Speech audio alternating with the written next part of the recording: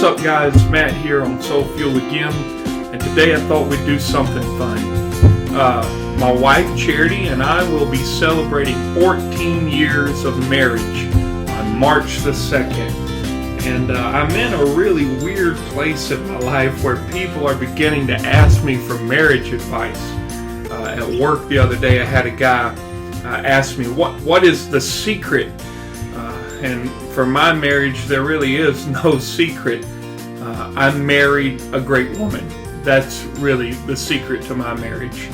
But you know, I got to thinking about this and thought, what advice could I really give people about marriage? Because it seems like right now, in our present society, marriage is just something that's scoffed at. I mean, 50% of marriages end in divorce if people get married at all.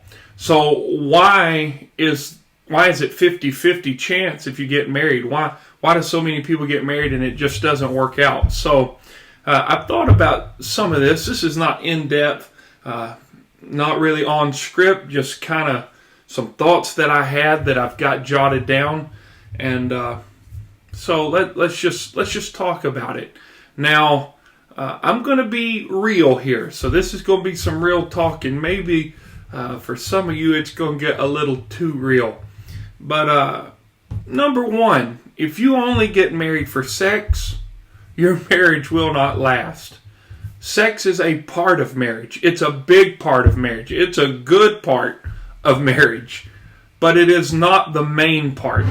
Sex is pure. In fact, according to the Bible, it is holy, which is why the Bible condemns sex outside of marriage, because it is a perversion of a holy union when you go outside of the wedding vows and have sex. But in a world that is motivated by sex, in a world that is, it seems like, driven by sex, why don't you find something that's a little more lasting? And that thing is love. Another thought that I had, if you treat your spouse like a doormat, then you better start saving for the divorce lawyer pretty early on. You should honor your spouse for what they do, regardless of whatever story you have convinced yourself with. They do have options. They don't have to stay with you. If they stay with you, it's because they are choosing to. Shallow people bug me. 14 years in, listen folks, I have a dad bod. I weigh 50 pounds more than I did when we got married. If I keep on, my wife is going to have twice the man that she married. But my wife has a mom bod, and I love it. She is almost the same size as she was when we got married. But if she gained 200 pounds, she is my wife. And you guys who make your wife feel like trash because she doesn't look like a Victoria's Secret model, you're a lowlife, man. Come on, get real.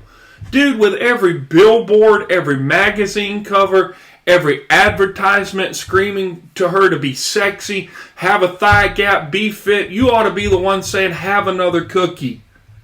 Really, guys, come on. Don't be shallow. Honestly, the best marriage advice I can give is for you to remember that it's give and take 50-50. And that doesn't mean that you'll get 50% of what you want on every issue every time. Sometimes it's going to be 90-10 or maybe even 100-0. But there will be those times. There must be those times in reverse as well if you want your marriage to work. It really is give and take. It's not take, then give. Another thing I think that is a key for a successful marriage is you have to pick your fights. Not everything calls for an atomic bomb reaction. Sometimes it's just easier to let the other person win. Just let them win. Pick your fights. One thing that my wife and I decided on very early on is that we'd never go to bed mad at each other. Always tell your spouse you love them every night before you go to bed, every morning when you wake up, and as many times in between as you can. And I highly recommend reading a book by Gary Chapman, who is a Christian psychologist. called The 5 Love Languages. Read it together. It took our marriage to a whole new level. And here is a cold hard fact about marriage. Marriage is commitment. And if you are not committed to making your marriage work, it will fail. Anyway, guys, thought we'd have a little fun.